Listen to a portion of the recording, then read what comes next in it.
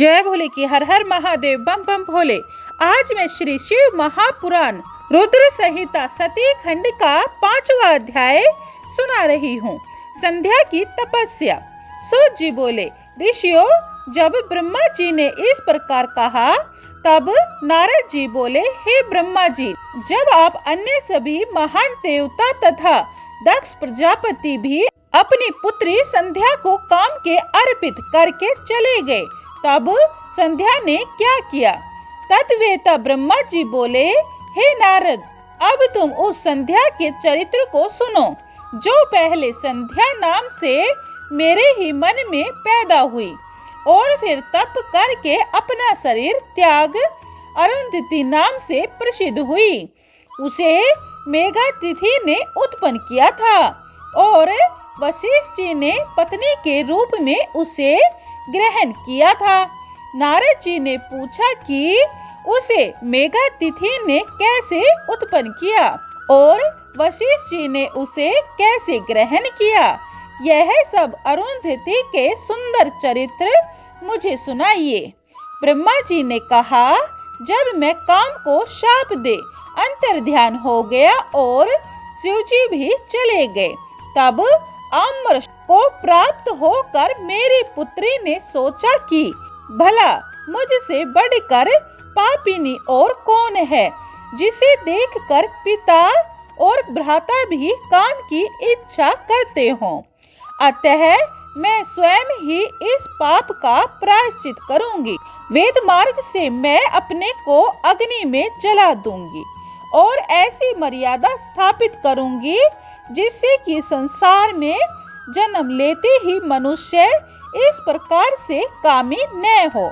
मैं तप की कठिन मर्यादा की स्थापना कर शरीर त्यागूंगी। ऐसा विचार कर संध्या चंद्रभागा नदी के तट पर स्थित चंद्रभाग पर्वत पर चली गई। तब मैं अपनी पुत्री को श्रेष्ठ पर्वत पर तपस्या के लिए गई हुई जानकर अपने संयमात्मक पुत्र वशिष्ठ से बोला, हे पुत्र वशिष्ठ, तप के लिए गई हुई पुत्री तपस्विनी संध्या को तुम जाकर भली प्रकार दीक्षा दो। संध्या चंद्रभागा पर्वत के लाल सरोवर के निकट बैठी हुई थी। उसके पास पहुंचकर वशिष्ठ जी ने आदर पूर्वक पूछा, हे बद्रे, तुम किसकी कन्या हो और इस सरोवर पर क्या करने आई हो? यदि वह छिपाने योग्य न हो तो मैं सुनना चाहता हूँ। वशिष्ठ जी को देखकर संध्या ने प्रणाम किया और कहा कि मैं इस निर्जन पर्वत पर तप करने आई हूँ। यदि आप योग्य समझे तो मुझे उपदेश करें। वशिष्ठ जी ने फिर कुछ नहीं पूछा, क्योंकि वे सब कुछ जानते थे। तब संध्या से वशिष्ठ जी ने भक्त वत्सल शिव जी का स्मरण कर कहा, अच्छा तो तुम अब परम आराध्य शिव जी को धारण कर उन्हीं का भजन करो, जिससे तुम्हारे सभी मनोरथों की पूर्ति होगी। ओम नमः शंकराय। ओम अंत में लगाकर मौन होकर तप करो और मैं जैसा कहता हूँ उसके अनुसार मौन होकर ही स्नान तथा शिव जी का पूजन करो। केवल जल का आहार और कुछ नहीं। निसंदेह तुम्हारी तपस्या पूर्ण फलदायक होगी। शिव जी तुम्हारे मनोरथों को शीघ्र ही पूर्ण करेंगे। वशिष्ठ ने वहां बैठकर संध्या को तप की सब क्रियाएं बतलाई और फिर वहीं अंतर्ध्यान हो गए। 5वां अध्याय समाप्तम। जय भोले की। 6वां अध्याय शिव जी का वरदान। सुने। ब्रह्मा जी बोले, वशिष्ठ जी के चले जाने पर संध्या ने आसन लगाकर कठिन तप करना आरंभ किया। वशिष्ठ जी ने जैसा कहा था उसी के अनुसार उसने मंत्र से भक्ति पूर्वक शिव जी का पूजन किया। शिव जी से चित्त लगाए उनको एक चतुर्युग व्यतीत हो गया। तब शिव जी ने आकाश में स्थित होकर उसे अपना प्रत्यक्ष दर्शन दिया तो संध्या ने मुग्ध होकर आश्चर्य से नेत्र बंद कर लिए। शिवजी ने उसके हृदय में प्रवेश कर उसे ज्ञान और दिव्य वाणी तथा दिव्य नेत्र दिए। तब वह प्रसन्न हो शिवजी की स्तुति करने लगी।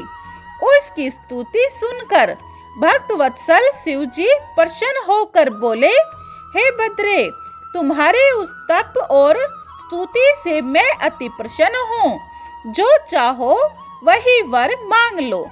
तब महेश को बार बार प्रणाम कर प्रसन्न हो संध्या बोली, हे भगवान, यदि आप मुझे वर के योग्य समझते हैं और यदि मैं अपने पूर्व पापों से शुद्ध हो गई हूँ, तो हे महेश्वर, हे देवेश, आप मुझे यही वरदान दीजिए कि इस संसार में प्राणी उत्पन्न होते ही तुरंत कामी न हो जावे।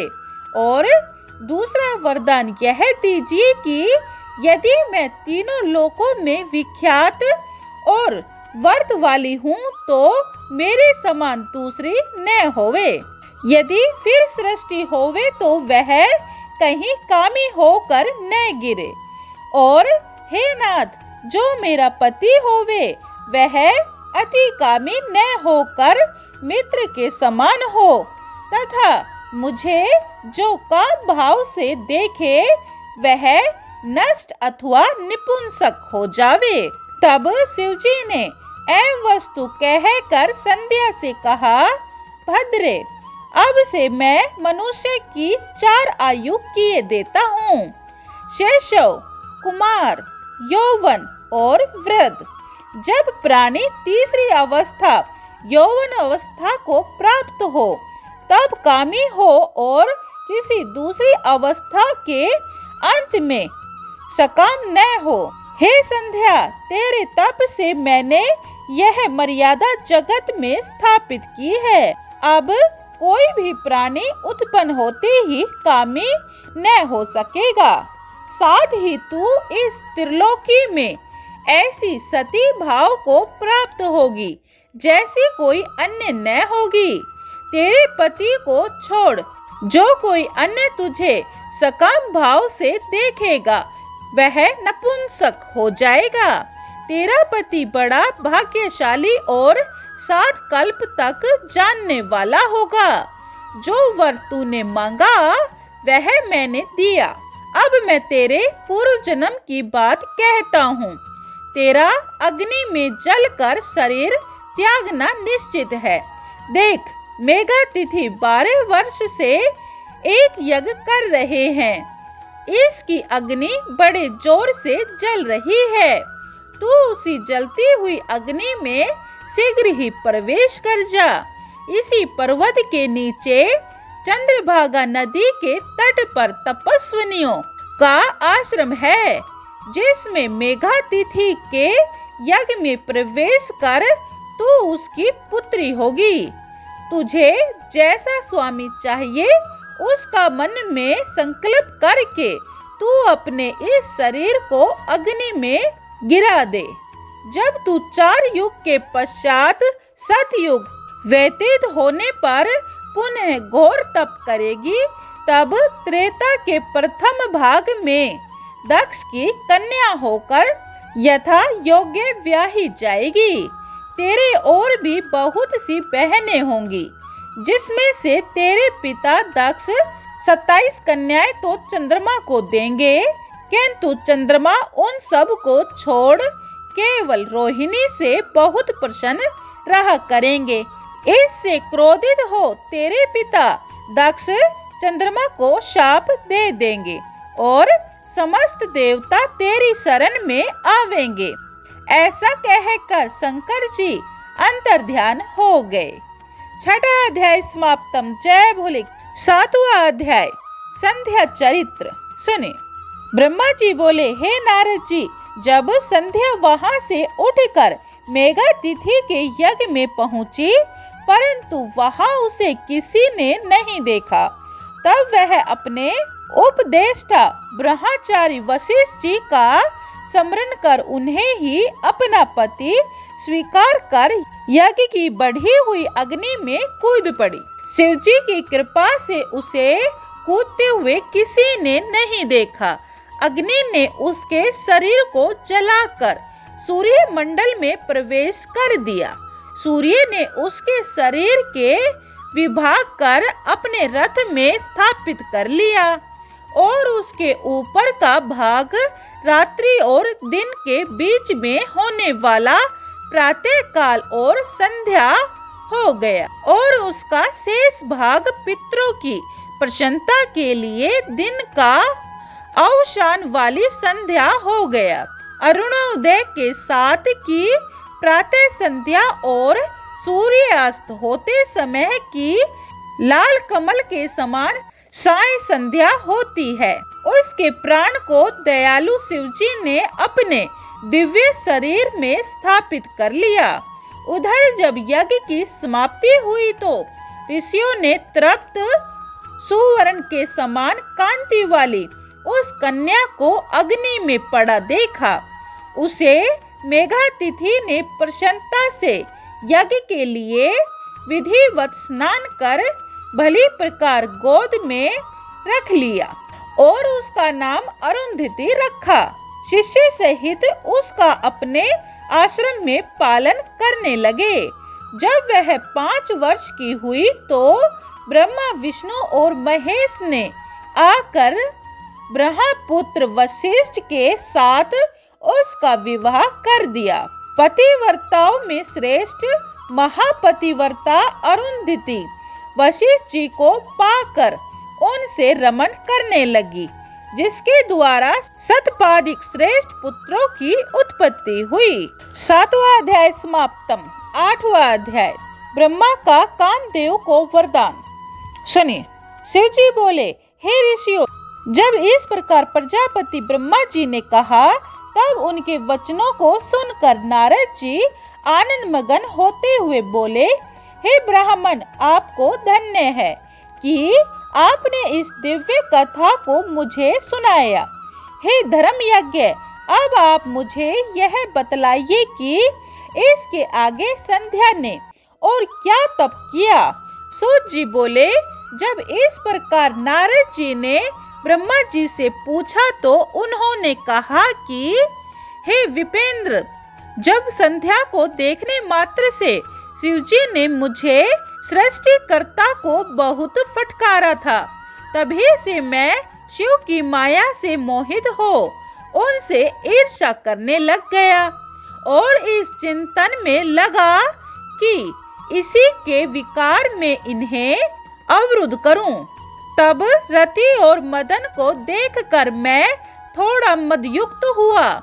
दक्ष आदि अपने पुत्रों के पास गया और उनसे बोला कि दक्ष और मरीचादि अपने पुत्रों से कहा, तुमको ज्ञात है कि स्त्री को देखने मात्र से शिवजी ने मुझे बहुत धिक्कारा था, जिसके दुख से मैं आज भी दुखी हूँ।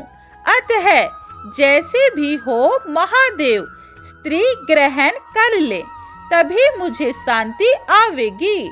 नारद, मैं अपने पुत्रों से ऐसा कह ही रहा था कि उसी समय रति सहित कामदेव वहां आ पहुँचे। तब मैंने उसकी भी बहुत प्रशंसा कर कहा कि वत्स, अब तुम जगत के हित के लिए शिवजी को मोहित करो। तुम्हारे सिवा दूसरा उन्हें मोहित नहीं कर सकता।